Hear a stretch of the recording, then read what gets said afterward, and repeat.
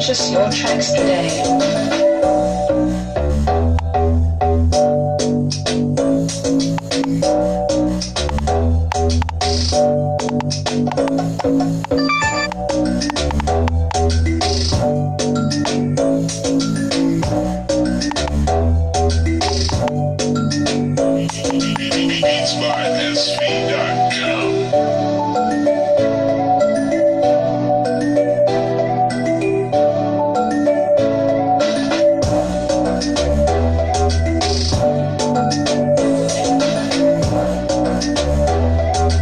Purchase your tracks today.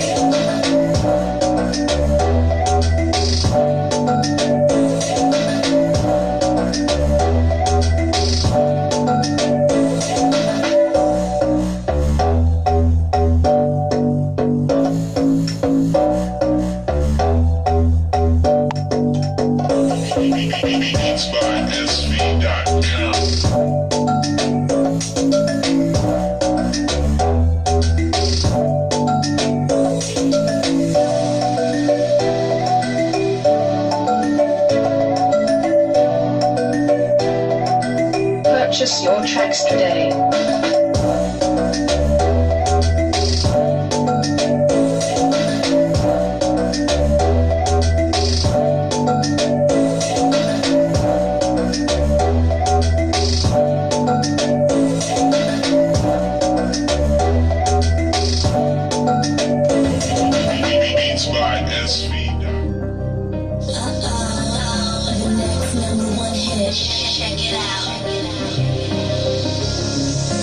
Check it out!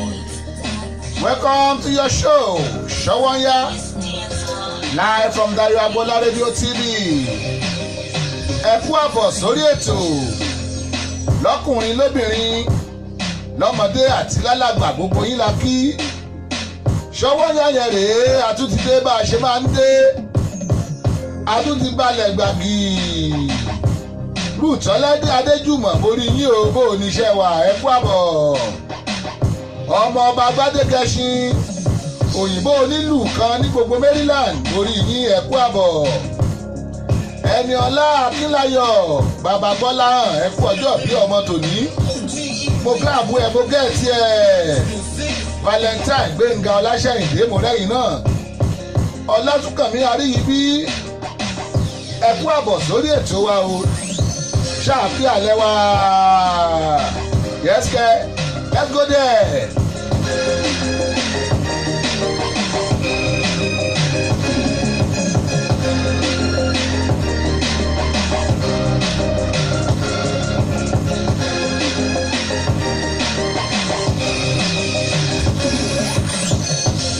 Ṣé èmi a máa wí pé bówù mí máa dún bí eégún?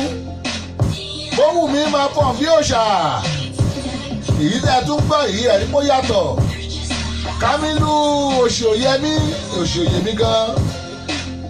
Kámílù Òṣòyẹmí mo rí yín o. Ẹ kú àbọ̀.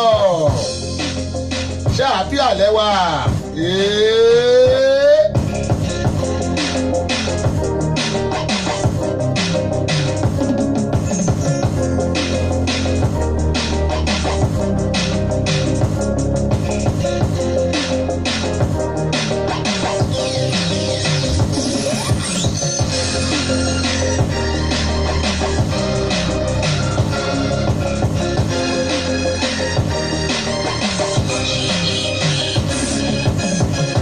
Bàbá wa Bámidélé Bálùsì mo rí yín o. Olúfúnkẹ́ Sótàndé mo rí yín. Ikú àbọ̀ sórí ètò. Ètò Ṣọ́míyà tòní ọkọjá bìkẹ́fù. Ṣẹ́wà. Èmi ò pè David Àyìndé wọlé Fuji Swagger. Ẹ gbọ́rọ̀ ẹ̀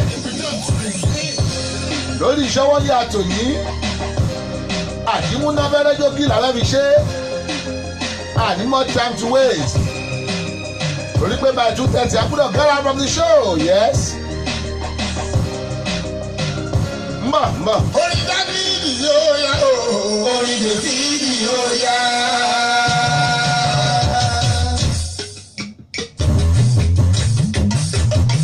David Àyìndé rèé. Fuji Swagger. Abíọ́dún Bádéjókòó mo rí yín o. Abíọ́dún Babájídé mo rí yín. Oyèkúnlé Adékúnlé. Oyèkọ́lá Adékúnlé. General Music Ambassador. Bóò ni ẹ kú àbọ̀ sórí ètò. Ọládẹ̀ndé orí òkè mo lẹ́yìn náà. Ó yá let's go there. Orin David Àyìndé rèé.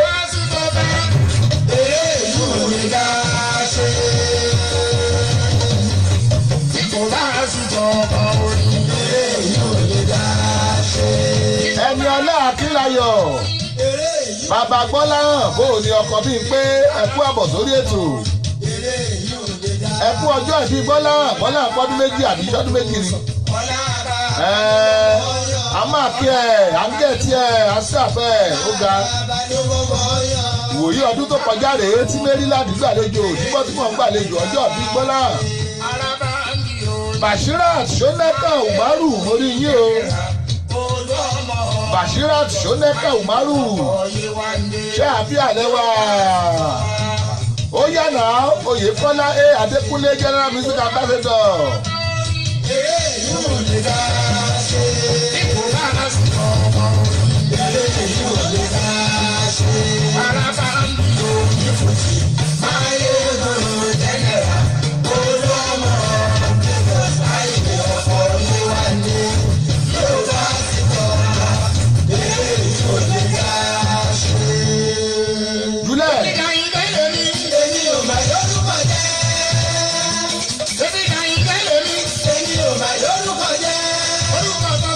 Bàbá ló ń sálẹ̀ mi èmi gan lórúkọ jẹ́. Mo lè kú àbọ̀ sórí ètò Ṣọ́wọ́nyá láti Dayọ̀ Agbọ́lá rédíò TV. Tó bá yẹ pé àkọ́kọ́ yín tẹ̀ ń wọlé lórí ètò rèé. Ẹ wo ètò lètò Ṣọ́wọ́nyá o Monday to Friday ní láago kan. Kódà ẹ rèé download ẹ lórí Google Play Store. Lọ́fẹ̀ẹ́ lẹ máa download ẹ̀. Ẹ máa gbórin aládùn. Ẹ máa gbọ́ àwọn ètò àgbọ̀nfikọ́gbọ́n. Ẹ máa gbọ́ àwọn ètò tó ṣara lóore. Ẹ máa bá wa dá sọ̀rọ̀ gan ó kọjá bẹ́ẹ̀. Ẹ lọ Google Play Store. Ẹ tápù Dayọ̀ Agbọ́lá síbẹ̀. Yóò gbé jáde Dayọ̀ Agbọ́lá rédíò TV. Ẹ download ẹ̀. Ẹ pàdé wa lórí péjì tẹ́ tí mo wáyé o. Sami Dayọ̀ Agbọ́lá ẹ̀rí wa ń bẹ̀. Dayọ̀ Agbomide Diamond ẹ pàdé wa ń bẹ̀. Dayọ̀ Agbọ́lá rédíò TV ẹ pàdé wa ń bẹ̀. Bàbá ló ń ta ẹ̀rí wa ń bẹ̀. Bákan náà ẹ lọ lórí YouTube ẹ̀yẹ tábù Dayọ̀ Agbọ́lá bẹ̀ máa ń gbogbo ètò tí a ti ṣe. Tẹ́mọ́ wọ́ṣọ́.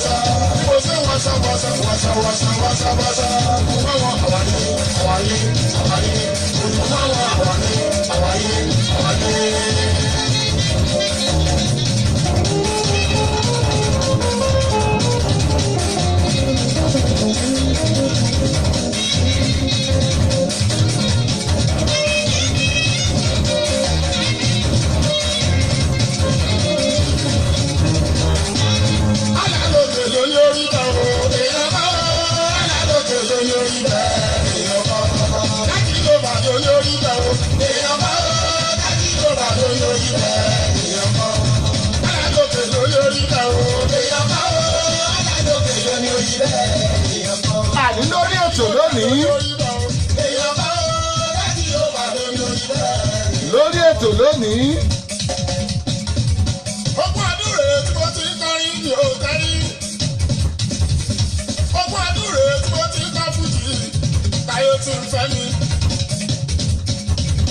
Tó bá wá kẹ́kọ̀ọ́ lókìkí ìjọba ló fún ni. Lásìkò bá tó kìkì ní àpọ̀ ó máa fọ́ ni. Òyìnbá tí mẹ́rin ló ní ṣègùn kò sí ohun táláwo bẹ́ ṣe sí. International ní gbogbo ilẹ̀ ti rí. Bí mo ṣe lọ Jámánì ni mo lọ sílùú London. Wọ́n fẹ́ ní Amẹ́ríkà.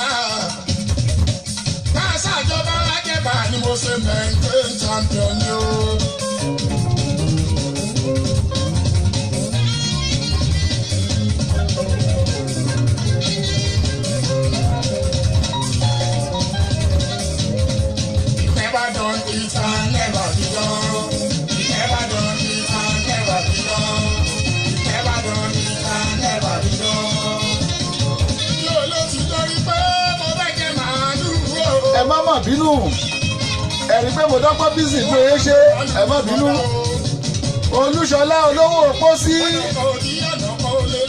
Olúṣọlá olówó pósí mo rí yín o ẹ kú àbọ̀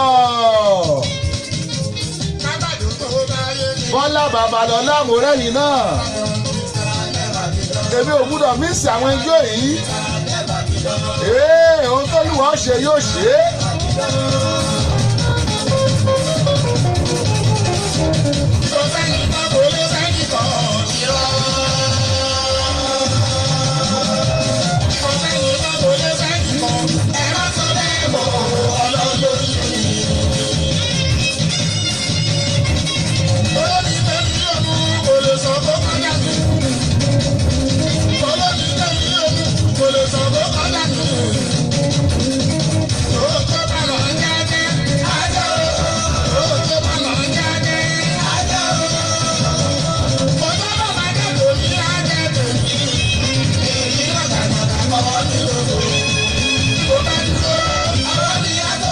wọ́n lómi téèyàn ó mu kò níyàn kọjá ẹ̀ ohun tó bá máa jẹ́ tiẹ̀ ò nídìí àti wàhálà kọ́wé ó tó tó Tósìn Oyètúnjí ẹ kú àbọ̀ sórí ètò wa o Ọ̀gọ̀sìn Ọ̀káfọ̀ bàbá Ìbò mo rí yín o mọ́mí wa Olúbànkẹ́ dúró dọ́là mo rí yín Ọlárẹ̀wájú ọ̀la mo rẹ́yìn náà ẹ kú àbọ̀ ṣọwọ́ ń yáyẹn rèé Dayọ̀ Agboola rédíò TV láti kàn sí yín o ẹ gbúdọ̀ mí ṣe ẹ̀ nígbà wo la bẹ̀rẹ̀ náà a bẹ̀rẹ̀ níyẹjú akàn ó ti wọ̀ yẹjú 13 ó ga o.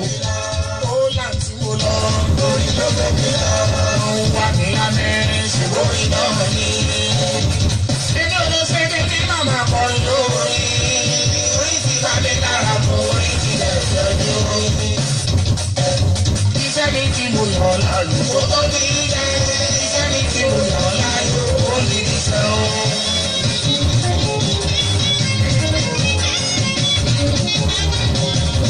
Iṣẹ́ mi tí mo yàn láàyò ó tó ní jẹ́ iṣẹ́ mi tí mo yàn láàyò ó ní iṣẹ́ o.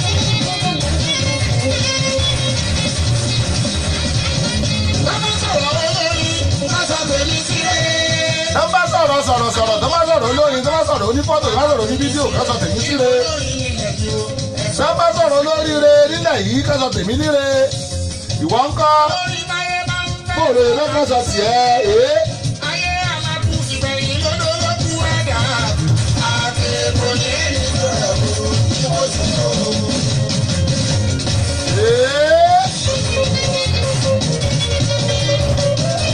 Iṣẹ́ mi tí mo yọ̀ láàyò ó ní ilẹ̀ iṣẹ́ mi tí mo yọ̀ láàyò ó ní iṣẹ́.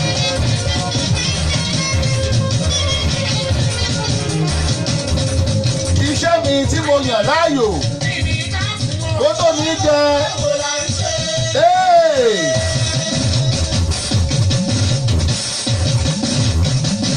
ọmọ onílù yìí yóò ní dàkánlẹ̀ báyìí.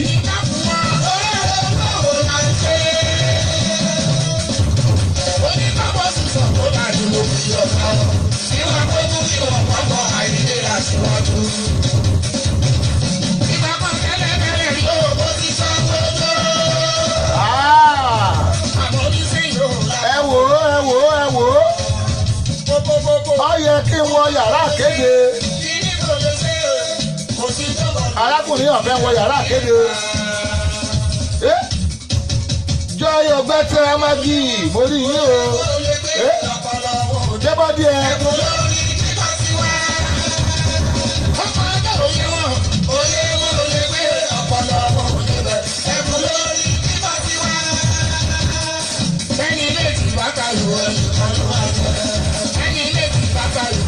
ẹ wò ó tí n bá dúró de arákùnrin wọn ò ní wọ yàrá kéde àwọn èèyàn sì ti tẹ́tí lẹ́kọ̀ọ́ wọ́n gbọ́ kéde wọn yẹ́sì àwọn èèyàn tẹ́tí lẹ́kọ̀ọ́ wọ́n gbọ́ kéde wọn ẹ̀jẹ̀ sáré búlú kí n ṣàlù kí n búlù jáwọ́lé ọ̀dà. ètò Sọ́wọ́nyá tó ti dóde ẹ̀ má tẹ ọkùn o àpáta pààrà àgbàlagbà ètò tí gbogbo ayé fẹ́ gbọ́. Sọ́wọ́nyá ètò Sọ́wọ́nyá ti dóde o. Sọ́wọ́nyá ti dóde o. ẹ wá ń kọ fìdílé tàbí gẹ́gẹ́ fìdílé kọ̀ǹkọ̀ǹkọ̀ǹkọ̀. Sọ́wọ́nyá ti dé. torí tòní àtúndùn ó dàgbọ́n kan á kó sí i. Sọ́wọ́nyá ti dé. bẹ́ẹ̀ni o ẹkú lélà kára lé ẹrìn wá ní ti rọ̀nà. ètò àgbọ́dúnú tó mọ́wọ́ iṣẹ́ yàtẹ̀ tí ń retí. Sọ́wọ́nyá. ló máa bá mẹ́sọ̀ rẹ̀ níkànnì yìí Dayọ̀ Agboola rédíò TV láti ọjọ́ ajé Monday títí di ọjọ́ ẹtì Friday. agogo kan ọ̀sán ni nílùú Amẹ́ríkà 2 alẹ́ ni ní Nàìjíríà agogo 6 ìrọ̀lẹ́ ni nílùú United Kingdom. bẹ́ẹ̀ bá mísì tó Sọ́wọ́nyá lọ́jọ́ kan bí ẹni fi ìgbọ́n sọ ògiri gbígbẹ ni. Sọ́wọ́nyá pẹ̀lú Sami Dayọ̀ Agboola ní Dayọ̀ Agboola rédíò TV ẹ ò gbọ́dọ̀ ní ìṣe ẹ̀. ẹ wá ń kọ fìdílé tàbí gẹ́gẹ́ fìdílé Sọ́wọ́nyá ti dé. torí tòní àtúndùn ó dàgbọ́n tó á kọ́ sí i. Sọ́wọ́nyá ti dé. There is a company in America, everybody call it Pleasant Services. You better call them for event planning. Pleasant Services, they will plan your event more than your expectation. Decorating services are wonderful. Ká má tiẹ̀ wá sọ tadarí ètò. Alága ìdúró tàbí alága ìjókòó. ẹ ti lọ wá pàjù. Pàbàmbarì ibẹ̀ tún wá ní wípé kò sóúnjẹ adúláwọ̀ tẹ́fẹ́tẹ́ ò ní rí níbi Pleasant Services. wọ́n ṣáà ti pè sórí nọ́mbà wọ̀nyí +14436 tàbí +14437608578. Pleasant Services. Oh my God, orí ẹ wà níbẹ̀. I just wanna be where you are.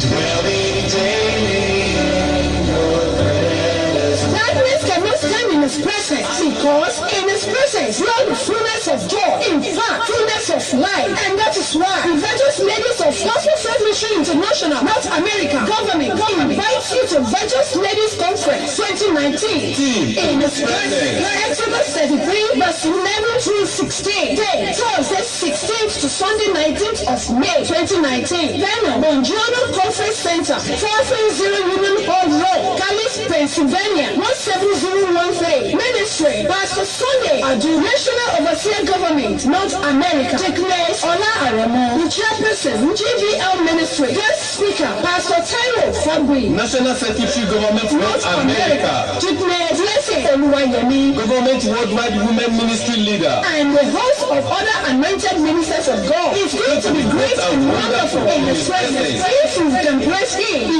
will raise you. And if you worship Him, He will be with you in worship. Let us meet at the throne of mercy near His presence well. Registration fee, $250 per participant, which will include feeding for 4 days and accommodation for 3 nights. Also in the package, movie night, workout with Zumba, preaching and teaching that will open our knowledge. One sight and sound is $66. You can register at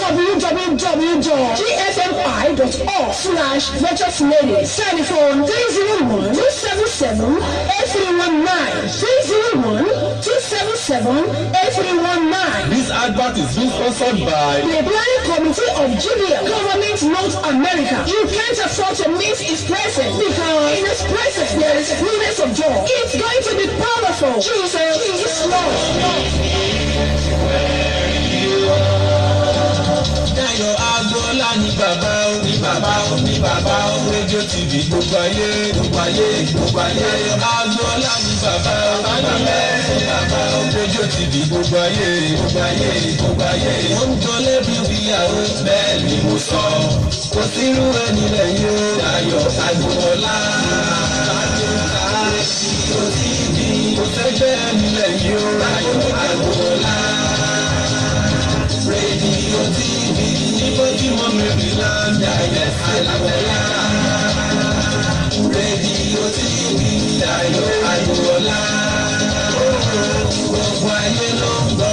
ọwọ́ aláìníyàn mi lọ́wọ́ ìrànlọ́wọ́ aláìníyàn mi lọ́wọ́ èmi náà sọ pé òye sí ìsàlẹ̀ sí. wọ́n kó bó ṣe wà. Prophet Dr. S.A. Adégbòyí ti ìjọ Christ Apostolic Church Holy Spirit Arena Rogers Land ló pe gbogbo onífojúkọ ẹ̀dá tó fẹ́ gbọ́ lọ́wọ́ ogun ẹ̀rù sínú ìpàdé àdúrà 72 hours program pẹ̀lú àkòrí lábẹ́rù bẹ́ẹ̀rọ Àìsáyà 43:1 ló sọ wípé ṣùgbọ́n nísinsìnyí báyìí ni Olúwa wí ẹni tí ó dá ọ Jákọ́bù àti ẹni tí ó mọ̀ Ísírẹ́lì má bẹ̀rù nítorí mo ti rà ọ́ padà mo ti pè ọ́ ní orúkọ rẹ tí èmi ni ìwọ bẹ́ẹ̀ ni CAC Wonderland Ọ̀ṣunbíà Nigeria Brewery New Ife Road Ìbàdàn time morning session 9 a.m. to 12 noon evening session á bẹ̀rẹ̀ ní agogo 3 ọ̀sán títí di agogo 4 ìrọ̀lẹ́ ṣóòru ní agogo 11 alẹ́ bẹ̀rẹ̀ láti ọjọ́ Wednesday 24 of April àti ọjọ́ Thursday 25 of April ní òparí ní ọjọ́ Friday 26 of April 2019 fún ẹ̀kúnrẹ́rẹ́ àlàyé ẹ̀pẹ́ wòlíì S.A. Adégbòyí sí ẹ̀rọ ìbánisọ̀rọ̀ yìí 080-3700-9389 bí o bá lè tọ́ Jésù olùgbàlà wá ìbẹ̀rù òsì lọ́wọ́ rẹ Jésù Olúwa. Sound and quality production. Babalonta Studio is the best. So sound and quality production. Babalonta Studio is the best. Babalonta production. The ultimate in audio visual. Babalonta production. The ultimate in audio visual. Yes, so you can't argue with the pros. Studios are many, but the best one is still Babalonta Digital Studio for your recording, demo CD, mastering, marketing and promotion, and also live band performance, seasoned DJ, videographer, photographer, master of ceremony, music consultant. Reach Samis Dayo Agbola on Agbola Adedayo 68@gmail.com or visit our website www.dayoagbola.com. Telephone +1443 760 8578. Production, the ultimate in audio visual. Babalonta Production, the ultimate in audio visual.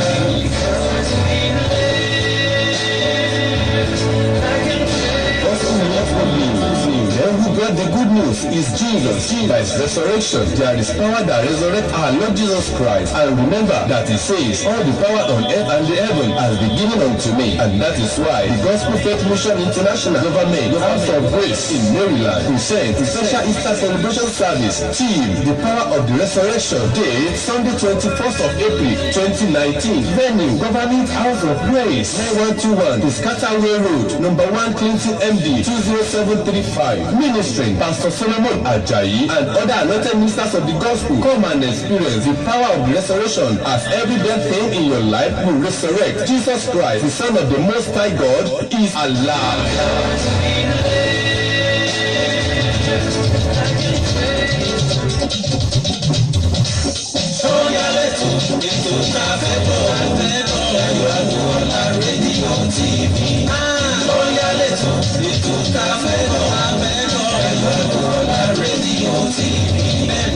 Every Monday till Friday lọ́jọ́ ajé lọ́jọ́ Jímọ̀ nìyọ̀ sọ́yà lẹ́tọ̀ ètò káfẹ́ bọ̀ Ayọ̀ Agboola rédíò TV sọ́yà yìí o ètò tó lóyún ládùúgbò ọjà kájé bùkájẹ kájé olówó ọjà bàbá òkú ẹgbẹ́ Ayọ̀ Agboola sórí nọ́mbà rẹ̀ +144 376 085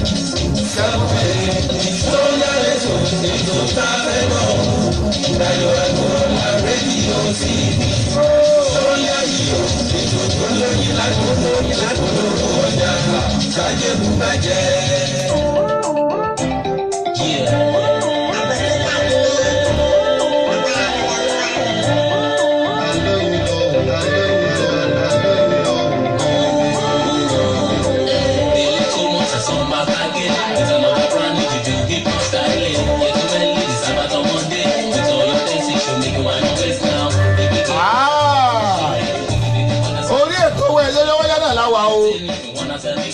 mo ráwọn èèyàn bí wọ́n wọlé lẹ́ẹ̀kan gbà mo wọ yàrá àkéde lọ. jọyìn ògbẹ́tẹ̀ amagi mórí yín o. aṣíwájú wálé àróbí ẹ̀kẹ́ ọkọ Linda babalọ́wọ́ baba peace baba marvelous baba praise baba precious mo rí yín ẹ̀kú àbọ̀ Fúnmilọ́lá Adétúndì mú mọ̀mí pásítọ̀ bóò ni wọ́n ní sọ wà mo wà pa Olúwafẹ́mi oṣù ọlálẹ́ ooi mo kì í yín Bùkọ́lá Táyọ̀ ọdẹ mo kì í yín ẹ̀kú àbọ̀ ọmọ ọba Gbádégẹṣin mo tún rí yín bóò ni Délé Thomas rèé àwo tèmi láti Houston Texas Délé Thomas gbérédé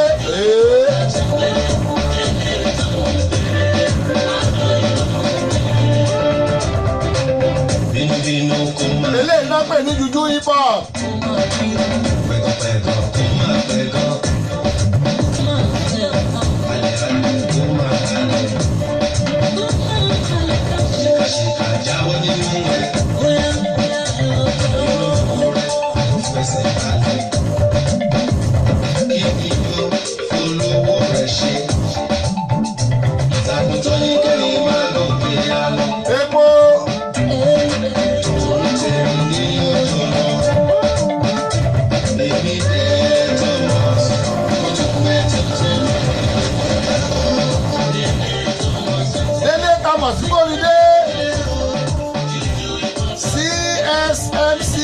Pinnacle of Christ Sovereignty CSMC Pinnacles of Christ Sovereignty mo rí yín o ẹkú àbọ̀ mo ní bẹ́ẹ̀ ń jẹ́ wa ṣàlàáfíà lẹ́wà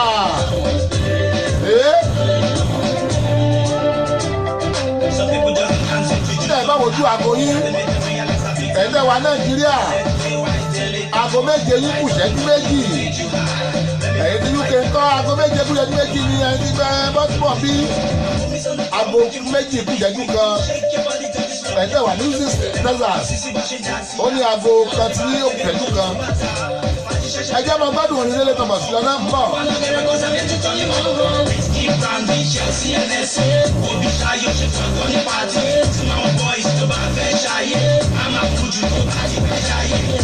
Ti dé pàtí àbájáde oníkọ̀ọ́ra ìkàyè orí ti dé èmi ti dé Délé Thomas bẹ́ẹ̀ tuntun dé ìjìnlẹ̀ orin àti tún èdè ṣóhun àtúndéjì eré tí a kò jẹ́ kájọ máa nà kẹrẹ máa fà kú lájàyé jàyé ti gbé òfòmọ sílẹ̀ àbọ̀rọ̀ tó fọmọ lọ ṣókí àbọ̀rọ̀ tó fọmọ lúàbí bẹbí ṣókí báyìí lọ́bẹ̀ oge ọ̀rọ̀ mímọ́ látọ̀rí ìtẹ́ tàbí mú wá lónìí mo láti bẹ̀rẹ̀ láti jọ Thursday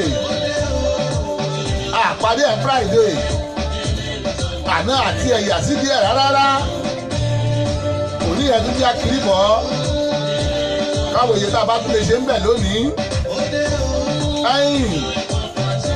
ọ̀rọ̀ nípa ohun tá à ń pè ní prostate ni o wọ́n ló kúndùn láàrin àwọn ọkùnrin náà àdìpógójì ọdún 40 years tó bá jọkùnrin ní àdìpógójì ọdún sókè tẹ́tí bẹ̀lẹ̀ jẹ́ kó gbọ́rọ̀ tá à ń sọ yìí tọkọ rẹ̀ bá àdìpógójì ọdún sókè tẹ́tí bẹ̀lẹ̀ jẹ́ kó gbọ́ bóyá àbúrò ló ní àbẹ́gbọ́n àbọ́mọ àbí bàbá rẹ̀ báwa sọ fún wọn kẹ́kẹ́ tí wọ́n yóò ṣe láti gbọ́ èyí. Everybody today na today. Everybody want to pray. Everybody today na today. Everybody want to pray. They want to pray. Ojúmọ́ wọn pray. Yẹ́nbẹ́sí ẹ̀ pray. Ẹ̀mọ́ funfun pray. Ojúmọ́ pray. Ojúmọ́ wọn pray. Yẹ́nbẹ́sí ẹ̀ pray. Ẹ̀mọ́ funfun pray. Shake your body on the dance floor. Jọ́nà ẹ̀jẹ̀ sọ for ideas. Change your back, jọ mí lójú. Ìgbà pẹ̀lú Beyonce ṣe wọ́n ráyè. Bàbá ṣáìdì, ó jẹ́ ọ̀rọ̀ wọn.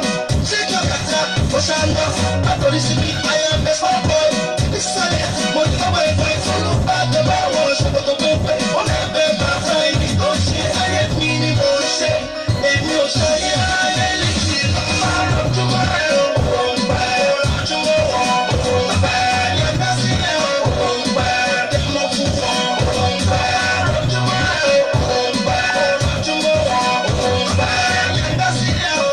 wọ́n ní pé má rànjú mọ́ ẹ wọn. Nothing do me, nothing do you.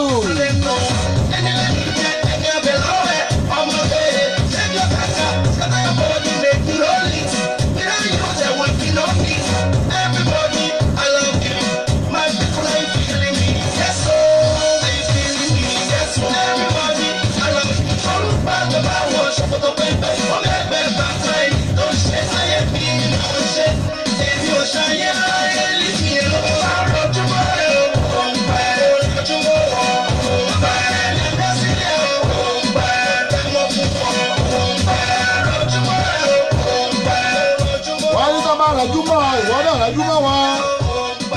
Rajúrajú mẹ́lẹ̀ tàwa gan rajúmọ̀ mi kí ló dé.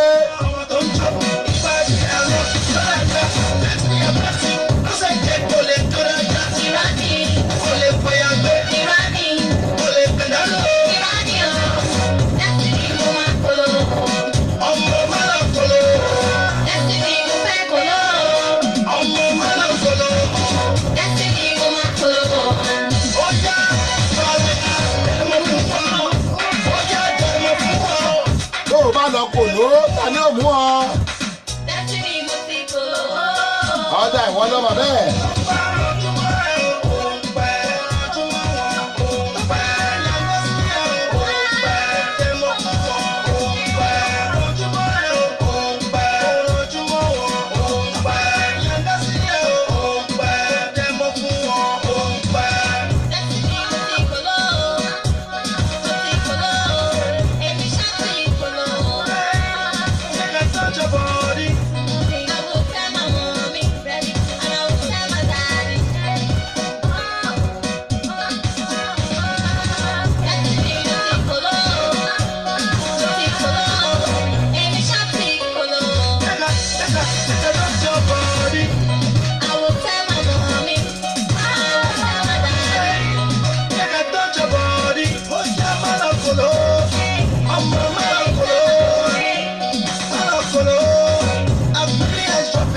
Kòló lórí ètò Ṣọ́wọ́n Yàtọ̀ ní má lọ kòló gòkè bá jọ wà bá a lọ dásì bá a dásì bá a dásì. Ọjọ́ ta ní jẹ́ ṣíkì ọjọ́ tí ẹ̀yà olùyà wọ́n ní ṣe ló pọ̀ sí ọ̀pọ̀ ṣọ̀gbọ́n fẹ́ẹ́ sọ́kọ̀ ọ̀pẹ̀yẹ̀ nílẹ̀ láì pa lọ́dún sí ẹ̀ṣin omi.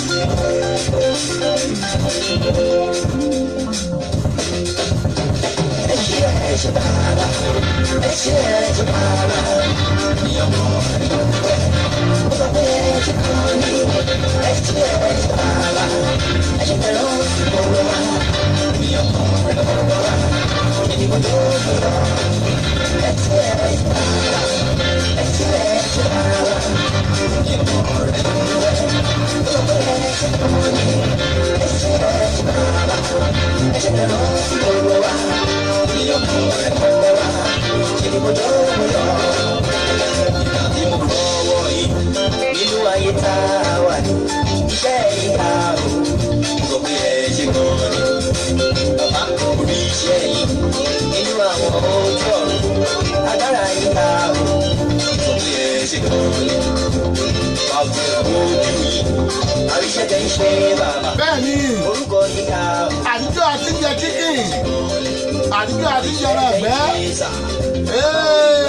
kò jẹ́yì wọ́n pọ̀ sí mi olórí ládùn orò olùgbàgbé mo rí yín o àwọn bàbá ló ń tá alábẹ́jọ́ aládùnmọ́lẹ̀ bó ní iṣẹ́ wa ẹ kú àbọ̀ lórí ètò mo ní káyè ẹ má gbàgbé pé lónìí ni Dínóbù bàbá nìyẹn Ìdòwú Bámiṣayé òní náà ṣọjọ́ bí ẹ ó yẹ kí wọ́n lórí ètò ṣùgbọ́n wọ́n bísí akínyìn o láti darapọ̀ láti rédíò TV bàbá wa Ìdòwú Bámiṣayé Dínóbù akínyìn adúpẹ́.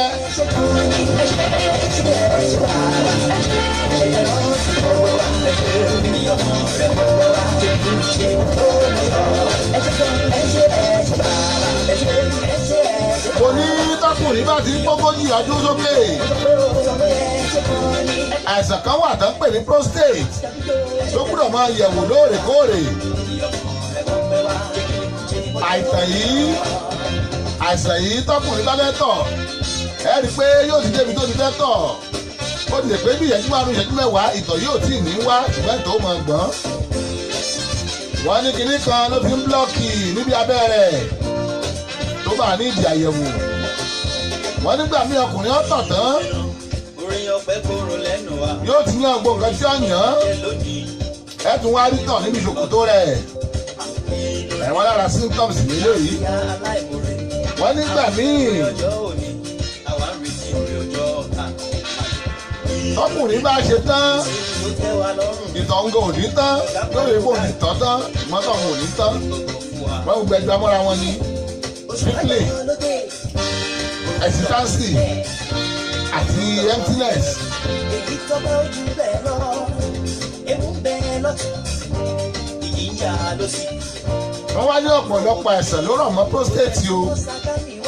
wọ́n ní prostatitis inflammation of the prostate cancer wọ́n ní cancer of the prostate kankan ò ní bá wa nínú méjèèjì o. wọ́n ní discussion is of prostate enlargement. ẹ̀ tó kọ̀ kínní ó ní I have a bad news and a good news. Only the bad news is that every man will pass through, every man will have prostate enlargement if he lives long enough. ẹni tó kọ̀tà yìí ó lóun ní ìròyìn ayọ̀ àti ìròyìn tí ò dáa fáwọn èèyàn ọkùnrin tó bá ti pé 40 years. ó ní ìròyìn burúkú tó wà bẹ́ẹ̀ náà ni pé bó o fẹ́ bó o kọ̀ nǹkan tó bá gun mú ẹ tó fi bẹ̀rẹ̀ sí ní ju 40 years lọ tó bẹ̀rẹ̀ sí ní ju 50 years lọ ó ní wàá bẹ̀rẹ̀ sí ní prostate disease yìí ẹ̀yìn.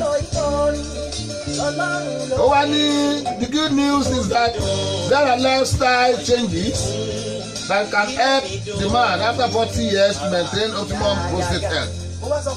wọ́n yìí kọ́ bẹ́ẹ̀ wọ́n ní ìròyìn ayọ̀ tó wà bẹ́ẹ̀ ni pé ọ̀nà wà tẹ́lẹ̀ sọ bẹ́ẹ̀ yẹn ọkùnrin láti pé 40 years sókè tó yẹ pé ẹ fi lè bọ́ lọ́wọ́ prostate cancer yìí ẹ fi lè bọ́ lọ́wọ́ prostatitis yìí. Sunday Òkèṣọlá mo rí yín o ṣé àfihàn lẹ́wà ẹ kú àbọ̀ sórí ètò wa ṣọwọ́ yára àdúpẹ́ lọ́wọ́ bá gọ́ọ̀dù nípa tún lè pàdé lónìí yẹ́sìkẹ́ ẹ̀bùrẹ́bọ̀ wọ́n lọ wúndi o wọ́n ṣera rẹ̀ léṣe wọ́n wá ní ká yẹ̀ wò ó irú oúnjẹ wo lọkùnrin tó wá ní pé 40 years gbúdọ̀ máa jẹ irú oúnjẹ wo ló gbúdọ̀ máa jẹ kí làwọn ìwà tó lè máa wù tó fi lè bọ́ lọ́wọ́ àìsàn yẹn yìí.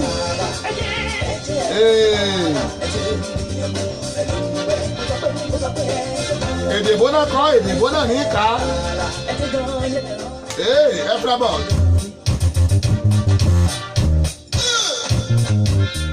wọ́n ní look at what you eat. wọ́n ní 33% of all cancers according to the US National Cancer Institute is related to what we eat. wọ́n gbọ́ lọ́pọ̀lọpọ̀ ohun tó ń fa kánsà lára èèyàn wọ́n ní ó ń so mọ́ nǹkan tá a jẹ o. Mr. Sunday Òkèṣọlá ẹ ṣe wo wọ́n thank you sir bó o ní iṣẹ́ ń gbádùn wa à ń gbádùn ní ẹ̀kọ́ àbọ̀. wọ́n ní ọ̀pọ̀lọpọ̀ ohun tó ń fa kánsà gẹ́gẹ́ bí Amẹ́ríkà yìí sọ fún wa ni pé ohun tá à ń jẹ ó gba 33% ohun tó ń fa kánsà lára ènìyàn. wọ́n wá ní red meat every day triple your chances of prostate disease. wọ́n ní wọ́n tó lẹ́ẹ̀kì kó máa jẹran ọlẹ́ẹ̀kọ́ máa jẹ mọ̀lú kó máa dògúnfe wọ́n ní kó ṣọ́ra fún wọ́n ní a máa jẹ́ kọkùnrin ní prostate cancer. wọ́n ní milk every day double your risk. wọ́n lè kó o tún lẹ́ẹ̀kì àti máa mú mílìkì tá à ń pè ń wàrà wọ́n ní kó o máa ṣọ́ra fún pé ìyún náà máa kọ́ sí rẹ. not taking fruits vegetable daily quadruple your risk. wọ́n ní ohun tó bá mú ọ tó jèso tó jẹ̀fọ́ lójoojúmọ́ ó lè times 4 risk yẹ times 4 lẹ́ẹ̀mẹ́rin ẹja máa jẹ̀fọ́ o ẹja sá fún mílìkì díẹ̀ ẹja máa ń jẹ fúrúùtù ẹja sá fẹ́ràn díẹ̀.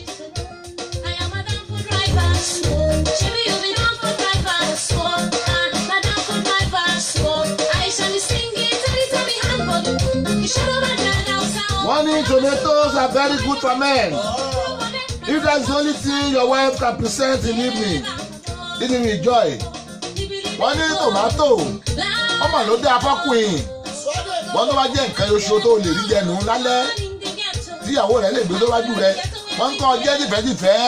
Wọ́n tomato dá ẹ̀já lè máa jẹ tìmọ́. Ẹ̀já máa jẹ tìmọ́ o ẹ̀yin ọkùnrin. Tó o bá di fọ́gójì ọdún máa jẹ tìmọ́tì. Wọ́n tìmọ́tì dá afárá.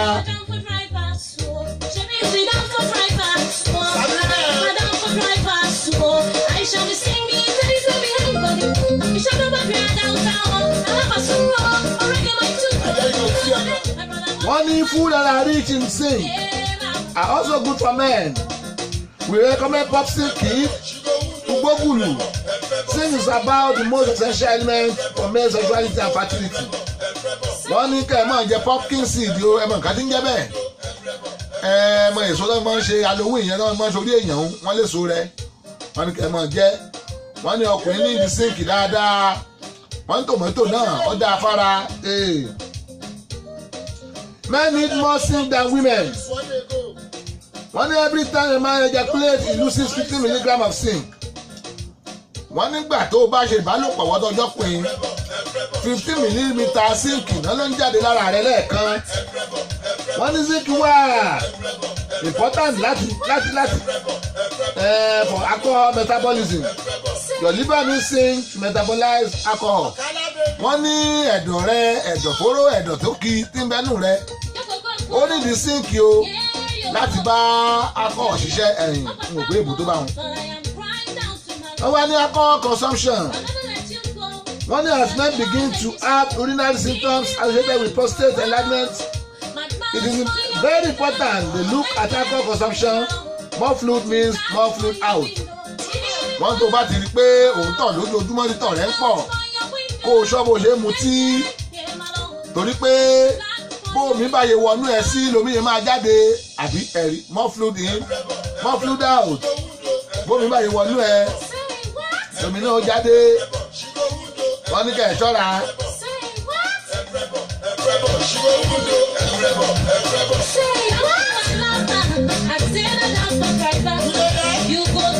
My brother make you went down. But you are not bad. My sister make you went down. I am Madam for drivers. She be me down for drivers. Madam for drivers. Yeah, yeah, yeah, yeah. I never let you go, but I know that it's so wrong. Who God I'm blessed, I say no man can test. My brother, who God I'm blessed, I say no man can test. Wọ́n ní kẹ́ ẹ rárá máa mọ tí àbómi o.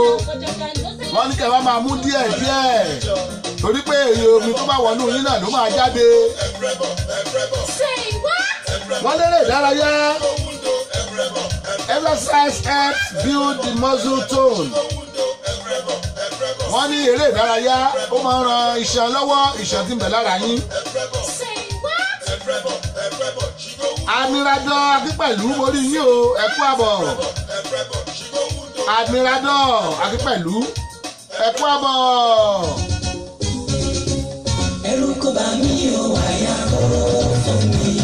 Orin tẹ́ mọ ọkàn náà nù. Ṣùgbọ́n ẹjẹ́ ìṣẹ̀lẹ̀ tó yẹ ká ṣe ẹ̀rù bà wá àyè òfò wá. Torí pé Jésù ló ń tú ọkọ̀ ayé wa. Ṣùgbọ́n ẹjẹ́ ìṣẹ̀lẹ̀ tó bá yẹ ká ṣe. Wọ́n ní ọ̀pọ̀lọpọ̀ ọkùnrin wọn ń ṣe ẹsẹ̀sì o. Wọ́n ní ó yẹ kí gbogbo ọkùnrin ní mẹ́lẹ́ ayé yìí àtẹ̀mí ní mò ń sọ̀rọ̀ náà ká máa ṣe ẹsẹ̀sì kára wa ó lè bókun dáadáa. Wọ́n ní men over 40 should avoid high impact exercise like jogging. Wọ́n ní wọ́n tó bá di ju 40 years lọ wọ́n ní kò yẹ kó o máa jọ́ọ̀gì o ló gbọ́n o wọ́n tó wọ́n pé kó o bá di jọ́ọ̀gì o ṣe ẹsẹ̀sì mú wọ́n ní ọ̀ṣọ́ra fún. Wọ́n ní it puts pressure on the knees. Wọ́n ní tó o bá ń jọ́ọ̀gì yẹn kó ń fi wàhálà sórí orí orúkún rẹ ẹsẹ̀ rẹ òdúpẹ́ máa wó wọ́n ní ọmọ jọ́ọ̀gì. wọ́n ní cycling is bad news of the prostate. we recommend brisk walking. wọ́n lè tẹ́ rò pé tẹ́ bá ti gun kẹ̀kẹ́ tẹ́ fi ṣe exercise tó dáa ni wọ́n ní ẹ má ṣe bẹ́ẹ̀ o. wọ́n ní kẹ́ ẹ mọ̀ rìn bẹ́tà pé torí tẹ́ bá ń gun kẹ̀kẹ́ àmọ́ kó bá kíní ọkùnrin tí ó tún wá kọ́ sí prostate cancer wọ́n ní ẹ wà careful.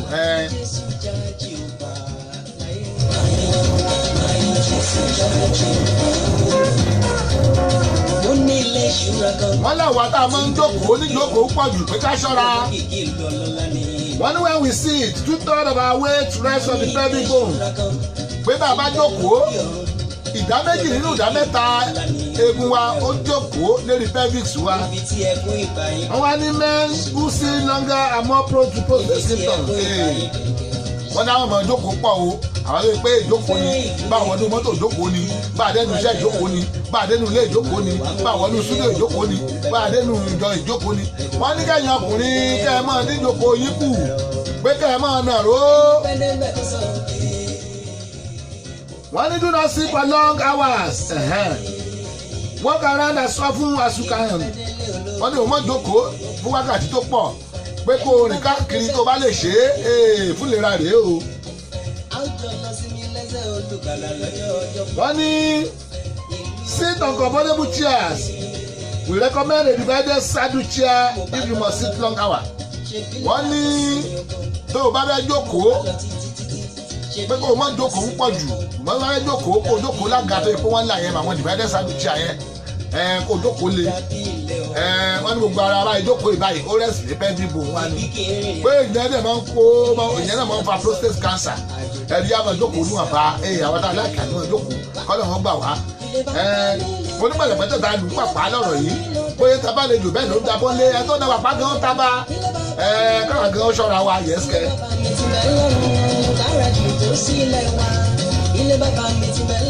wọ́n ní avoid smoking. wọ́n ní kẹ́ ẹ̀ ṣọ́ra fún mímu sìgá. wọ́n ní ẹ̀ ṣọ́ra fún mímu tí ẹ̀ ṣọ́ra fún mímu sìgá. wọ́n ní sìgá máa ń affect blood vessel.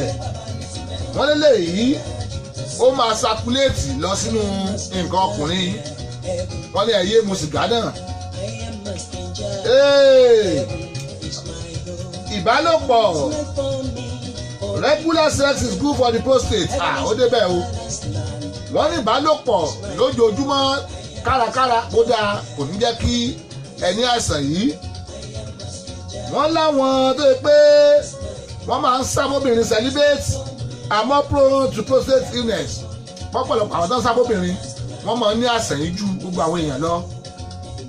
ó lẹ̀ ń gbọ́ èmi kí mo wí bẹ́ẹ̀ o èmi kí mo wí bẹ́ẹ̀ òǹkọ̀wé òun ló sọ bẹ́ẹ̀.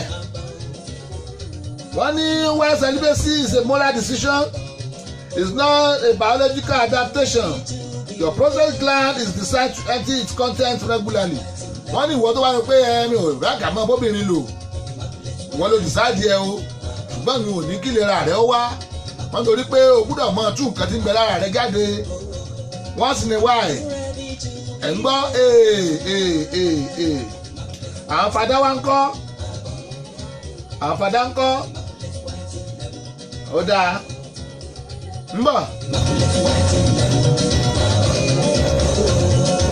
If you are ready to be there, won't you tell me, my brother?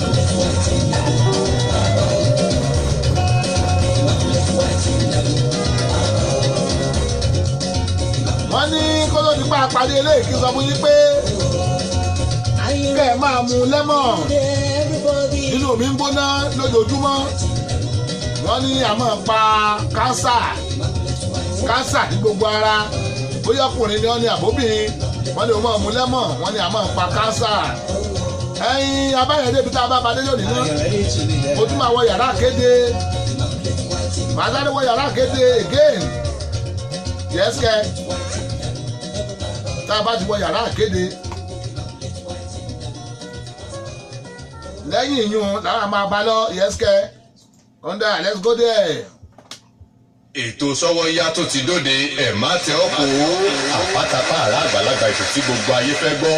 Sọ́wọ́nyá Sọ́wọ́nyá ti sọ́wọ́ ń yá ti dòde o ẹ wá ń kọ́ fìdílé tàbí kẹ̀kẹ́ fìdílé kọ̀ǹkọ̀ǹkọ̀ǹkọ̀ǹ sọ́wọ́ ń yá ti dé torí tòní àtúndùn tó dá gbọ́ngbọ́n akọ́sí sọ́wọ́nyá ti dé. bẹ́ẹ̀ni o ẹkúlé làákàrà lé ẹrìn wá ní ti rọ̀nà ètò àgbọ́dúnú tó mọ́wọ́ iṣẹ́ yàtẹ̀ tí ń retí. sọ́wọ́nyá. ó máa bá fẹ́ sọ̀rẹ́ níkànnì yìí Dayọ̀ Agboola rédíò TV láti ọjọ́ ajé Monday títí di ọjọ́ ẹtì Friday agogo kan ọ̀sán ni nílùú Amẹ́ríkà méjì alẹ́ ni ní Nàìjíríà agogo mẹ́fà ìrọ̀lẹ́ ni nílùú United Kingdom. béèyàn bá mí ìṣètò sọ́wọ́nyá lọ́jọ́ kan bí ẹni fi ìgbọ́ sọ ògiri gbígbẹ ni sọ́wọ́nyá pẹ̀lú Sami Dayọ̀ Agboola ní Dayọ̀ Agboola rédíò TV ẹ ò gbọ́dọ̀ mí ìṣe ẹ̀. ẹ wá ń kọ́ fìdílé tàbí kẹ̀kẹ́ fìdílé sọ́wọ́nyá ti dé torí tòní àtúndùn ó dá gbọ́ngbọ́n akọ́sí sọ́wọ́nyá ti dé. There is a company in America, everybody call it Pleasant Services. You better call them for event planning. Pleasant Services, they will plan your event more than your expectation. Decorating services are wonderful. Ká má tiẹ̀ wá sọ tadarí ètò, alága ìdúró tàbí alága ìjókòó. Ẹ ti lọ wá pàjù. Pàbàmbarì ibẹ̀ tún wá ní wípé òṣòǹjẹ adúláwọ̀ tẹ́fẹ́ tẹ́ ò ní rí ní the Pleasant Services. Wọ́n ṣáà ti pè sórí nọ́mbà wọ̀nyí +14436534434 tàbí +14437608578. The Pleasant Services. Oh my God, orí ẹ wà níbẹ̀. I just want to be where you are. Dwelling daily. Darkness cannot stand in his presence because in his presence you are the fullness of joy. In fact, fullness of life. And that is why the Virtuous Ladies of Gospel Faith Mission International, North America government invites you to Virtuous Ladies Conference 2019. In his presence, Exodus 33 verse 11 through 16. Day, Thursday 16th to Sunday 19th of May 2019. Then Bongiorno Conference Center, 430 Union Hall Road, Calais, Pennsylvania, 17013. Ministry, Pastor Sunday, a National Overseer Government, North America. Declares Ola Aramo, the chairperson, GVL Ministry. Guest speaker, Pastor Taiwo Fabri, National Secretary Government North America. Declares Blessing Oluwayomi, Government Worldwide Women Ministry Leader. and the host of other anointed ministers of God. It's going to be great and wonderful in His presence. If you embrace Him, He will raise you. And if you worship Him, He will be with you in worship. Let us meet at the throne of mercy near His presence well. Registration fee, $250 per participant, which will include feeding for 4 days and accommodation for 3 nights. Also in the package, movie night, workout with Zumba, preaching and teaching that will open our knowledge. Wi-Fi and sound is $66. You can register at www.gfmi.org/Virtuous Ladies. Telephone 301-277-8319. 301-277-8319. This advert is being sponsored by The Planning Committee of GBL, Government North America. You can't afford to miss His presence because in His presence there is fullness of joy. It's going to be powerful. Jesus is Lord. Dayọ̀ Agboola ní bàbá ó ní bàbá ó ní bàbá ó rédíò TV gbogbo ayé gbogbo ayé gbogbo ayé. Dayọ̀ Agboola ní bàbá ó ní bàbá ó ní bàbá ó rédíò TV gbogbo ayé gbogbo ayé gbogbo ayé. Ó ń jọ lẹ́bí ìyàwó bẹ́ẹ̀ ni mo sọ. Kò sí irú ẹni lẹ́yìn ó. Dayọ̀ Agboola Agboola rédíò TV. Kò sẹ́gbẹ́ ẹni lẹ́yìn ó. Dayọ̀ Agboola rédíò TV. Níbojúmọ́ Maryland Dayọ̀ Agboola. Rédíò TV Dayọ̀ Agboola. Gbogbo ayé ló ń gbọ́. Ìrànlọ́wọ́ aláìníran mi lọ́wọ́. Èmi náà sókè Jésù ìsàlẹ̀ títí. Wọ́n ṣe wà. Ọlọ́run bàbá wa Prophet Dr. S.A. Adédoyin ti ìjọ Christ Apostolic Church Holy Spirit Arena Wonders Land ló pe gbogbo onífòsípò ẹ̀dá tó fẹ́ gbọ́ lọ́wọ́ ogun ẹ̀rù sínú ìpàdé àdúrà 72 hours program pẹ̀lú àkòrí lábẹ́rù bẹ́ẹ̀rọ. Àìsáyà 43 verse 1 ló sọ wípé ṣùgbọ́n nísinsìnyí báyìí ni Olúwa wí ẹni tí ó dá ọ Jákọ́bù àti ẹni tí ó mọ̀ ọ́ Ísírẹ́lì má bẹ̀rù nítorí mo ti rà ọ́ padà mo ti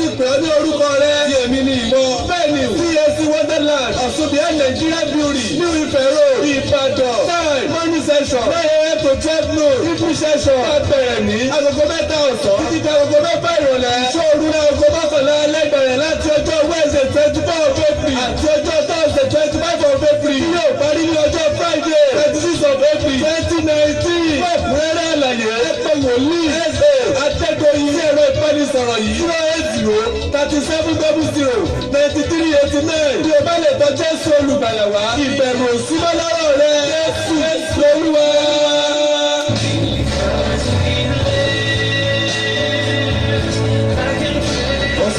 Who brought the good news is Jesus. By his resurrection, there is power that resurrects our Lord Jesus Christ. And remember that he says, all the power on earth and the heaven has been given unto me. And that is why the Gospel Faith Mission International Government House of Grace in Maryland presents the special Easter celebration service. Theme, the power of the resurrection. Date, Sunday 21st of April 2019. Venue, Government House of Grace, 9121, Piscataway Road, number 120 MD 20735. Ministry, Pastor Solomon Ajayi and other anointed ministers of the gospel. Come and experience the power of the resurrection as every dead thing in your life will resurrect. Jesus Christ, the Son of the Most High God, is alive.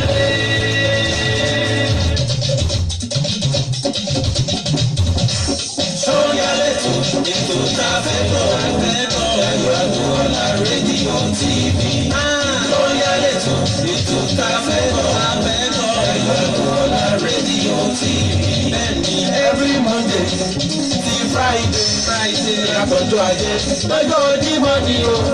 Sọ́yà lẹ́tọ̀ ètò tá a fẹ́ bọ̀ Ẹ̀yọ̀ Àgbọ̀ọ́lá rédíò TV. Sọ́yà yìí o ètò olóyin ládùn lówó ọjà kájé bùgbàjẹ́ olówó ọjà tàbí òǹkọ́hún ẹ̀fẹ̀ Dayọ̀ Àgbọ̀ọ́lá sórí nọ́mbà rẹ̀.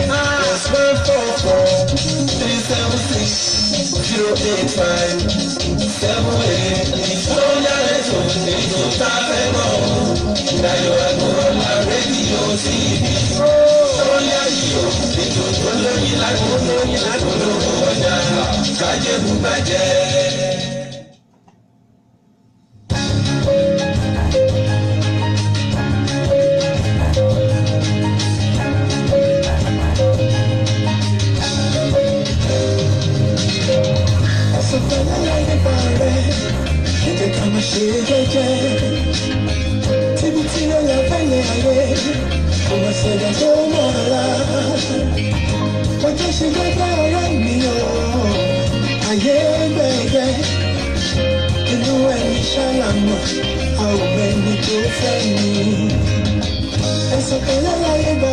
Ẹ̀tún káàbọ̀ sórí ètò wa ètò yìí ní ìṣọwọ́ yá. Bí ìṣẹ́jú méjìlá ní sí lórí ètò báyìí. Òníyàn ṣe ọ̀nàbẹ̀ ṣe. Ẹ̀tọ́ jẹun tí ò fọ́pọ́ náà ó gbìyànjú. Mo ń sọ̀rọ̀ lẹ́ẹ̀kan ká tó wọ yàrá kéde lọ. Wọ́n ní ẹjọ́ ẹ máa mu lẹ́mọ̀nù o. Ẹ máa mu lẹ́mọ̀n lọ́kùnrin lóbìnrin. Tẹ́ ẹ bá mu lẹ́mọ̀n wọ́n ló máa ń dènà àrùn jẹjẹrẹ. Ó máa ń dènà àrùn kògbóògùn ní kánsà. Wọ́n ló máa ń pa sẹ́ẹ̀lì kánsà. Ẹ̀jẹ̀ á máa mu lẹ́mọ̀nù. Ayé ò fẹ́ ni bọ́rọ̀ orí ẹni nífẹ̀ẹ́ kó yẹ ni o. Ẹgbọ́n ohun tí akínbọ́ọ̀gì ń sọ. Ẹgbọ́n òre. Òjò láyé ó gbé ní lọ bá ò bá mọ̀ ọ́n. Má ṣe làwùlàwù tọ́lá ẹ bá dé. Stress of ìdákùn ṣe. Tọ́lá ẹ bá dé má ṣe làwùlàwù stress of me. Wọ́n lọ pọ́lá déédéé ló bẹ̀rẹ̀ ní jẹran níjẹkújẹ ọmọ ọ̀fà kánsà. Ẹlẹ́yàyé bá rẹ̀ èdè kan máa ṣe jẹ́jẹ́. Tíbi tí ó yẹ fẹ́lẹ̀ ayé. Kò má ṣe dà tó mọ̀ ọ́nà. Ọjọ́ ṣe gbẹ́gbẹ́ ọ̀rọ̀ mi o, ayé gbẹ̀gẹ́. Inú ẹ̀rí ṣàlàmọ̀, àwọn ẹni tó fẹ́ mi. Ẹ̀sọ̀ pẹ̀lẹ́ láyé gbà rẹ̀, ẹ jẹ́ ká mi ṣe jẹ́jẹ́. Ẹ̀sọ̀ pẹ̀lẹ́ láyé gbà ẹjẹ́ máa lè jẹ́jẹ́. Mo kí yín lọ́kùnrin, mo kí yín lóbìnrin o. Ẹ ṣeun àdúpẹ́. Ẹ̀yin tẹ́ tún jẹ́ wá lórí ètò lónìí. Tó bá di láago mẹ́ta ẹ pàdé bàbá pásítọ̀ Ezekiah Ìdúkóyè lórí ètò wákàtí ìgbàlà Hour of Salvation Christ Apostolic Church Sapien Center náà mẹ́tò ìwá o. Bàbá wa Pastor Ezekiah Ìlúfóyè àwọn olùṣọ́ àgùntàn jọ náà. Ẹjọ́ ìwà alágo mẹ́ta lórí ètò wákàtí ìgbàlà lórí rédíò sẹ̀fẹ̀ wáyé náà ni o. Bẹ́ẹ̀ bá ṣe ń gbọ́ lórí rédíò yẹn máa wò lórí tẹlifíṣàn. Ẹ gbọ́dọ̀ mí sí ẹ̀. Ǹjẹ́ ní nígbà náà mọ̀ wípé ojú tẹ fi ń wò wá yẹn ò ní fọ́ o. Etí tẹ fi ń gbọ́ wa kò ní di àníṣẹ̀yìn o. Àníṣọlọ́run ire ló máa bá wa. Ó ń dàbọ̀.